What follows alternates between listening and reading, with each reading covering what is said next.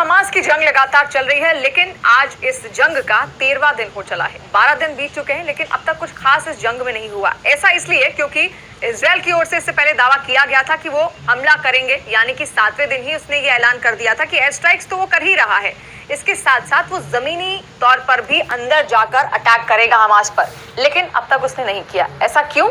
आज इन्हीं कारणों पर हम बात करेंगे कि अब तक इजराइल की ओर से रणनीति क्यों नहीं बनाई जा रही है, कुछ अलग क्यों नहीं किया जा रहा, आखिर वो अंदर गाजा के घुस क्यों नहीं रहा, क्योंकि आज 13वां दिन हो चला है। तो सबसे पहले इसका कारण है गाजा की लंबाई और चौड़ाई और वहां की आबादी वहां पर 20 लाख है, और अगर चौड़ाई की बात करें तो 41 किलोमीटर लंबी उसकी चौड़ाई है, और अगर साथ साथ आप उसकी लंबाई की बात करेंगे तो 10 से 12 किलोमीटर की है, यानी कि बहुत ही छोटा सा एरिया है। और वहां पर जंग नहीं हो सकती। जंग आपने देखा होगा अक्सर कैसी होती है, बहुत बड़ा खुला मैदान होता है, लेकिन वहां पर क्योंकि सड़कें छोटी सी हैं, सकरी सी हैं, और ऐसे में वहां कई दिक्कतों का सामना इजराइल की सेना को करना पड़ सकता है, इसलिए वो आगे नहीं बढ़ रही। दूसरा कारण इसका यह है कि वहां पर जो मासूम लोग रह रहे हैं, हमास चाहता है कि उन्हीं को निशाना बनाते हुए लगातार वो इस जंग में आगे बढ़े, यानी कि उनको पहले वो निशाना बनाए और उसके बाद हमास अपना कदम आगे रखे। और इजराइल ये नहीं चाहता कि जो आम नागरिक हैं वो इसमें पिसे या फिर वो मारे जाएं। और तीसरी इसकी सबसे बड़ी वजह है ड्रोन्स का इस्तेमाल।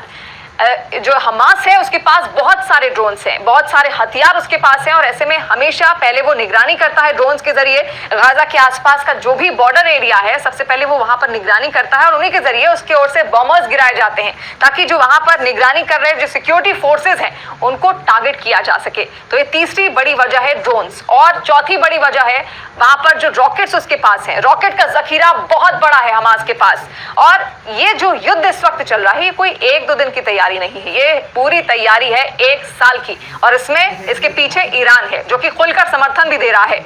2014 में जो युद्ध हुआ था हमास और इजराइल का, आपको बता दें उसमें इजराइल ने जब आक्रमण किया था हमास पर, तो उस वक्त 5 दिन के अंदर ही, मात्र 5 दिन के अंदर 6000 रॉकेट दागे थे हमास ने।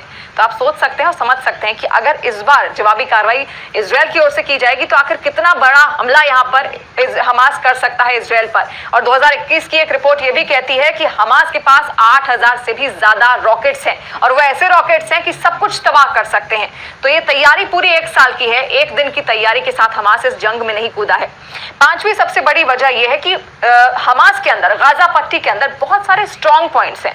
स्ट्रॉन्ग पॉइंट से मेरा मतलब यह है कि वहां जो कंक्रीट और स्टील की बड़ी बड़ी वॉल्स उसने खड़ी की हैं, उसके अंदर लगे हुए हैं स्नाइपर्स, यानी कि अगर कोई भी उसके बॉर्डर एरिया से अंदर आता है तो तुरंत आक्रमण उन पर करता है और वहीं पर उसको तबाह कर सकता है, नेस्तनाबूद कर सकता है। यह भी एक बहुत बड़ा कारण है कि इजराइल की सेना सीधे सीधे अंदर नहीं आ रही है।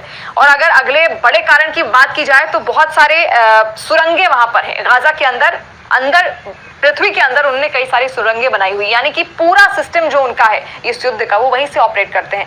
बाहर तो केवल आम नागरिक हैं, लेकिन और बाहर जगह भी क्योंकि कम है तो उन्होंने सुरंगों का इस्तेमाल किया, और वहीं से जितने भी रॉकेट्स हैं, जितने भी एंटी बैलिस्टिक मिसाइल सिस्टम्स वो जो दाग रहे हैं, वो वहीं से ऑपरेट किए जाते हैं। तो ये तमाम कारण है जिसकी वजह से इजराइल की सेना अब तक आगे नहीं बढ़ी है, यानी इसको इजराइल की बुद्धिमानी भी कहा जाता है। अगर दुनिया ये सोच रही है कि आज 13वां दिन हो चला है और इजराइल की सेना अब तक अंदर क्यों नहीं गई है, तो यही तमाम कारण है जिसकी वजह से इजराइल की सेना पीछे हट रही है, वो अभी आगे नहीं गई है। हालांकि जो रिजर्व फोर्सेज हैं उसकी ओर से पहले से ही गाजा पर तैनात किए